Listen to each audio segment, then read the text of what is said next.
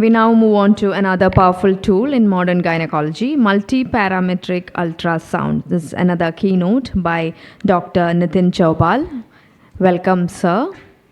He is an MD, DMR, DNFICR, and sonologist from Mumbai. Over to you, sir. Yeah, thank you so much. Dr. Jayakrishnan, thank you so much for the honor of a keynote address, and it's nice to be back in Trivandrum. So I'm the odd one in the crowd, so bear with me. I'm a radiologist and a sonologist in particular. So if you look at the story of ultrasound, it started with bats because we know that bats use ultrasound waves to catch insects. Then it moved on to boats. So when Titanic sank, there was a need to pick up underwater part of an iceberg or underwater objects, and a sonar equipment was born. The sonar equipment was used extensively by the British Navy to detect underwater mines, German mines. So these two British naval doctors saw this boat with the sonar and thought, why don't we take this machine and try and look at the inside of a human? And this is one of the first ultrasound pictures, which is very famous, which is the inside of the brain. So my own career started in 1980. My mentor was Dr. Mukund Joshi. Amar knows him well. And so I started in 82, and I have used these static scanners at Sion Hospital and at Jaslok. It's a long arm. And this is the first transvaginal probe which we use. Looks very ghastly, right? There's a chair and then there's a probe which is used for transvaginal, transrectal. But we hardly did any transvaginal those days. Now everything is transvaginal. And this is my first machine when I started my career way back in 86, 87. But things have improved significantly. We have very high resolution machines. We can look at interfaces, endometrial, myometrium, so clearly, and etc. And of course, when it comes to IVF, we can see so many things, follicles, etc. Things are becoming compact, and in fact, now you have so many hand-end machines which are available. You can just keep it in your palm, and in fact, we can put it in your watch as well. Don't tell this to PNDT people, okay? So that's a problem in India, but the machines are really becoming very, very small, and the resolution is improving on the other hand. Now, besides all this, there are three things which have come up in a big way in ultrasound, which can impact our practice, and we should use them regularly. One is volumetric ultrasound, ultrasound contrast, and elastography. And we have been using it for quite some time in other applications in radiology, but we can also use it in gynec to our benefit and for the benefit of the patient. So 3D, besides looking at those pretty faces of the fetus, can be used in gynec extensively to look at uterine anomalies, looking at pelvic floor, etc. Color Doppler has gone to a new levels. We can see vessels which are very tiny with microflow imaging, etc. We can combine volumetric ultrasound along with color Doppler to get beautiful pictures like this.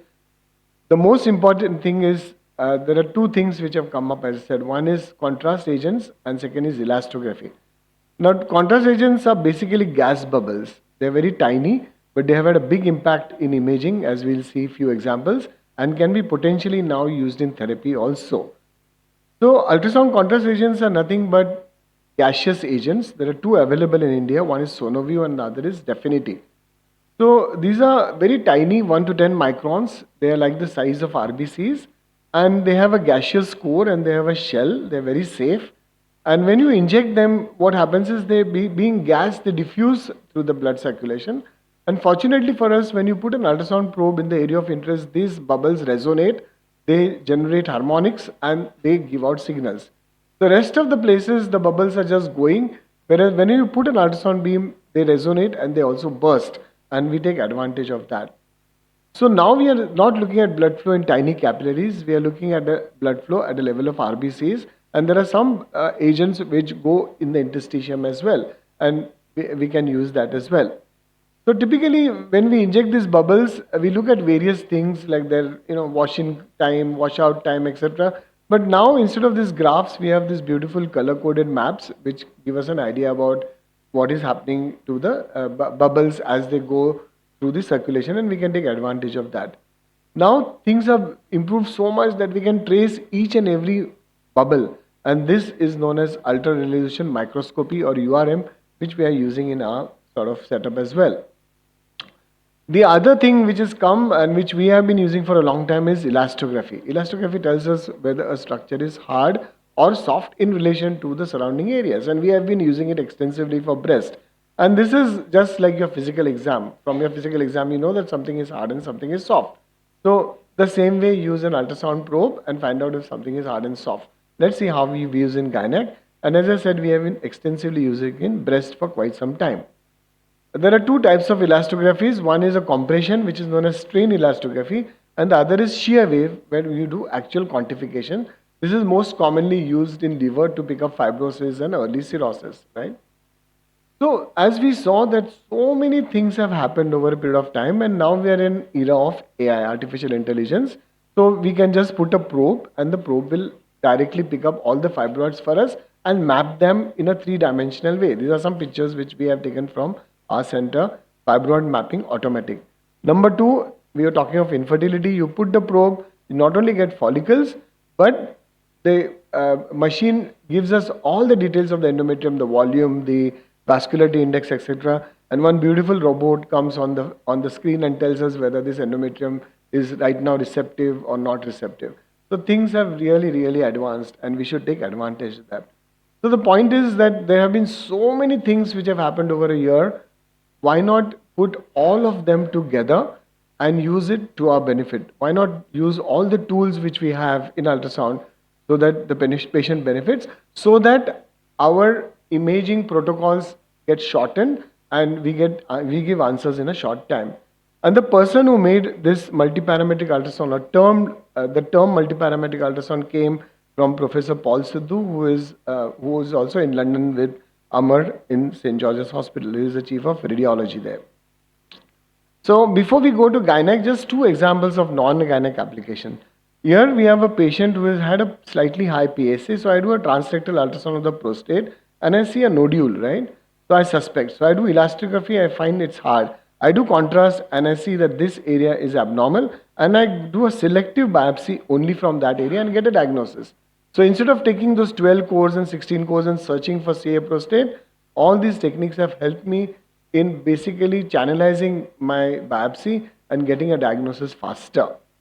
So what we can do now is get CT pictures, MR pictures into our ultrasound machine and do what is known as fusion imaging. And this is very useful again in the uterus as well. Another non-gynec application before we go to gynec, patient has gallstones, but I'm not happy with this area in the gallbladder. So I do contrast, I do elastography, and I know that this is abnormal. There's a mass there besides the stones, and rightly so, he had a adematous polyp, which fortunately for him was benign. One of the most common problems which comes up in ultrasound reports, and we are probably going to discuss that in the afternoon, is it a fibroid or is it a focal adenomyosis? So you know that the surgery can be different or it can be difficult for adenomyosis. So let us see how the new techniques help us. So if you look at a cut section of a fibroid, we have these vessels which are at the periphery, coming from periphery to the center, whereas adenomyosis has these vessels which come from within them. So we take advantage of that. So when you inject contrast in a fibroid, we see peripheral enhancement, and then we see a basket pattern, centripetal pattern coming from periphery to the center, which is typical of a fibroid. Whereas if you look at an adenomyosis, what we get is vessels which come from within very fast, and this is known as a mosaic pattern. So the pattern of enhancement in a fibroid and in adenomyosis is quite entirely different when it comes to contrast. There's one more fibroid and one more adenomyosis. So you can be very sure based on ultrasound contrast whether we are dealing with a fibroid or an adenomyosis. Number two, we can use elastography. Now if you look at the hardness as compared to the normal uterus, fibroids are very hard, whereas adenomyosis tends to be softer in relation to the uterus. So use elastography, and here we see that this fibroid is dark blue. That means it is definitely fibroid, whereas this is not dark blue. It has got this scattered sort of colors there. So this is adenomyosis. So again, differentiating fibroid from adenomyosis becomes very easy with the help of elastography. We can not only see it subjectively, but we can also do some measurements like strain ratios. If required, we can do that. So that's classical of adenomyosis. If you see this pattern on elastography, and elastography is nothing great. You have a probe inside, just switch on the button and you get an answer. You're sure it is adenomyosis and not fibroid. Okay? So this is where another very important area where you can use. So now what we do is, if you suspect that this patient has adenomyosis, we do the B mode, we do the color Doppler, we see these vessels, we do elastography, and now I'm more or less sure it is an adenomyosis, and I do contrast, and I get this mosaic pattern. So this is multi-parametric. In one go, I have used everything which is available with me on the machine. Before the patient goes from the table, I've given a complete and a very confident diagnosis of adenomyosis. Similarly, here we have a fibroid, again, not very vascular. Fibroids are not typically very vascular, hard on elastography. These maps can be changed. You can make blue, green, red, whatever you want, and a very classical pattern again on contrast. Again, very confident that this is definitely a fibroid. Most important, and our colleague from oncologist gave a beautiful talk in the morning, is you to suspect something atypical in an ovarian mass or in a fibroid. So here we have a fibroid, but I'm not too happy with my color. I'm not too happy with my contrast. I see a very scattered vascularity. I see a very quick washout. I know this is not a very classical fibroid. There's something wrong. Think of sarcoma and refer the patient to the right place. Very, very important thing, right? So here's a lady who is elderly, who is bleeding. First glance, everyone feels it's a thick cystic endometrium, right? Anyone disagrees? Thick cystic endometrium, not very vascular. Elastography, soft. I do contrast, not enhancing at all. Okay, looks benign. But is it a thick cystic endometrium? I just put few ml of saline and I see that this is separate from the endometrial cavity. It's a polypoid lesion. So before the patient goes, I am not given a diagnosis of thick cystic endometrium. I have given a diagnosis, very confident diagnosis of a polyp with cystic changes, and I have said that this is likely to be benign because it is not enhancing on contrast. So when a patient, when a surgeon like you does a hysteroscopy, he knows that okay, he is dealing with a polypoid lesion, and all he has to do is just do a polypectomy, and it's going to be easy for him. And he's not worried about malignancy in this case.